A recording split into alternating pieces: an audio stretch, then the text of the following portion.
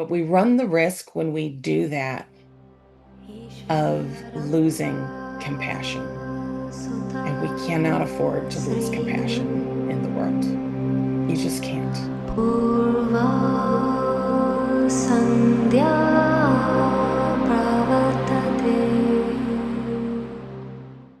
Let's start with this thing that happened yesterday. I was meaning to create like a video short yesterday about Charlie Kirk and what happened there. And I put out a message on our Satsang group, just as a reminder that I had told you that something was coming, that literally it went like this when I was up in the grid and saw it, and I just saw a big crowd of people and everyone just being like this. And um am I saying for sure that that was the event? No, I can't say that for sure, but I am saying, wow, when that happened, I was like, oh my gosh, like that's exactly the energy that I felt, and I knew it was coming. Um, and there it was. And then, of course, it's in the same window as this sandwiching of the two eclipses, and that eclipse we had was Sunday. And eclipses are windows that in astrology have always been associated with death of a king. That's like literally what they call it, the death of a king.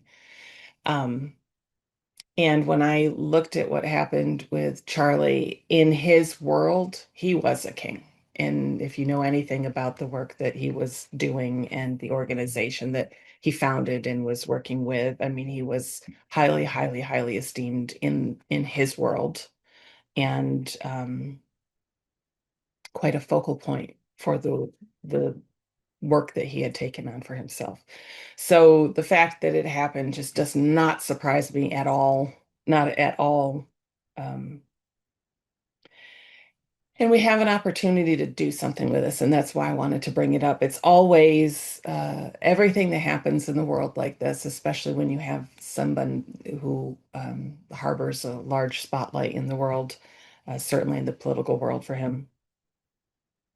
It it becomes a trap as well as a potential source of greater liberation, and it's all there in the same space together, kind of just like everything is, but it really shows up there. And with this, the challenge is, how do you stay centered and how do you not engage in all of the highly polarized drama around what happened, around all of the um, stories that are going to be thrown around before we even have any idea truly what the motive was, who this person was who chose to do this. You know, you don't even know necessarily when it all does come forward, is it necessarily even the truth?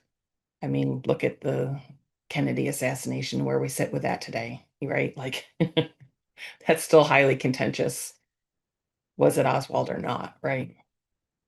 Was it an inside job? Was it like all of this? And this is all going to run now. And on one side, there's just absolute outrage going on right now, and the slinging of mud around, you know, trans people who are non-binary people who are now the new shooters. And oh my God, we're at war with them. I literally heard a TV news commentator say those words, like, we're at war with them. That's really strong language. Um, on the other side, I'm seeing a lot of, personally, the kind of stuff that I see. I'm not seeing anybody saying anything heartless or cruel concerning this. Everyone is saying like this is so unacceptable, and political violence is never ever okay. Um, we get to choose how engaged we get in all of that. We get to choose.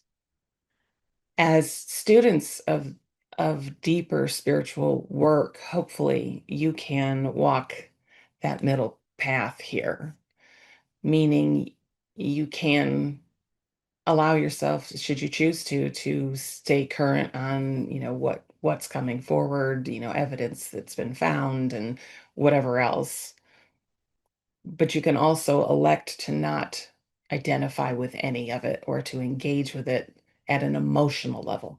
And that's the key part. It cannot be emotional. If it's emotional, you know that you're engaged and it's locking you in rather than allowing you to move freely through it, from a higher place. And that will be the challenge because, as I said when we were up in the grid, like it's a chaotic node. It's this touch point of like, this is where the powder keg could be lit, kind of a thing. And there's already all kinds of stuff going around that. Oh my God, this will be the thing that'll be the starting point of the Civil War and, all of it. It's just so funny to me because here for the last 2 weeks, I've had, you know, as students, I've had you all looking at Illumined Earth. What does she look like? Who are we in that space? And very funny to look at, wow, you couldn't have a more polar opposite than the idea of like literal civil war here or a potential, world war that could be touched off at any point between a couple of the big things happening in other parts of the world that are ongoing and dangerous. So what do we do? What do we do? And the most important thing is to remember always that, this person, regardless of anybody's political stance, his personal beliefs, it doesn't matter if they don't align with your own, or even if you feel that they were literally counterproductive to the heart and who we are as um, individuations of the eternal. He, as that ego, right, was doing what he thought was right as the ego that he was identified as. And he was serving a purpose that was good. And that purpose would be he was going into especially college spaces where free, open debate should always be encouraged and welcomed. And he was doing that, going into those spaces and having debates with people. And like, that's healthy. That's wonderful for a democracy. Even if it seems like the person who's showing up to debate is, all these kind of negative labels you want to throw on them. The fact is to show up and actually to be there to debate and allow people to cultivate their critical thinking skills is really good and really positive. And he was someone who was doing that. And that's good work. That's good work. So we have to be able to recognize an aspect. He was here in service in his own way, and that was an aspect of his service that he was doing. And you have to honor that. Even if you don't agree with it, you need to at least honor it. And then see him not as the personality that was carrying a set of beliefs that don't feel right to you, but to see him as the eternal that was there to live in him and through him as him, but was blocked from fully showing up. And we can say the same of ourselves. And we know we've seen the same in ourselves. And maybe we even recognize that that's true of us most of the time still. That the divine aspect doesn't really shine through most of the time, if we're honest. So you have to see it clearly and dispassionately and have great compassion for the people who loved him and who are in pain because of this tragic thing that happened. And it is tragic. And you can carry the understanding that, well, okay, just like all of us, he carried in his own karma. He's walking out his karma. And so that led him to the moment where that was going to happen and it needed to happen. And if it didn't need to, it wouldn't have. Absolutely true. You're absolutely right. But we run the risk when we do that of losing compassion. And we cannot afford to lose compassion in the world. You just can't,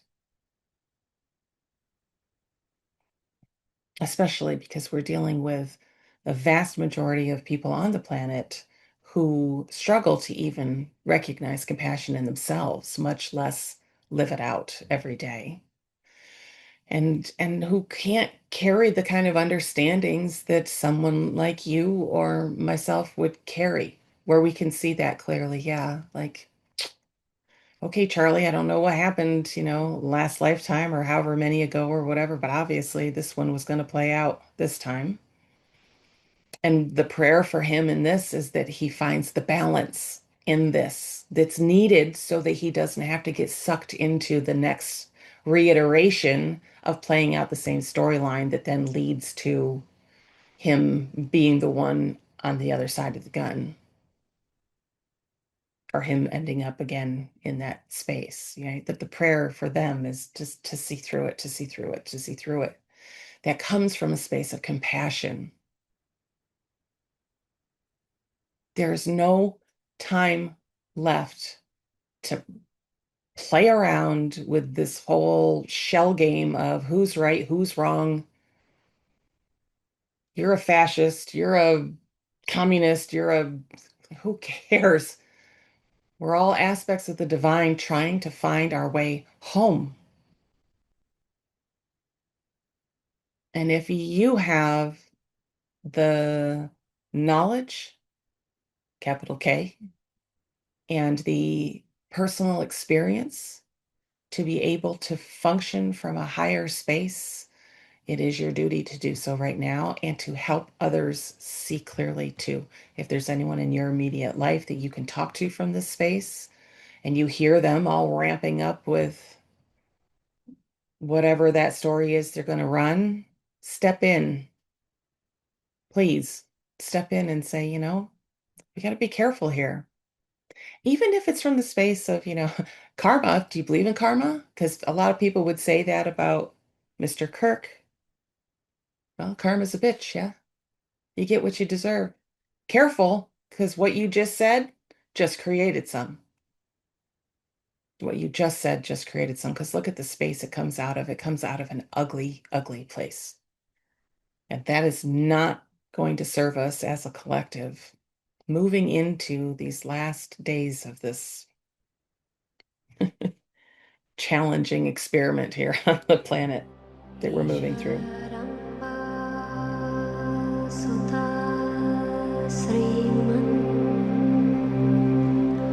Purva Sandhya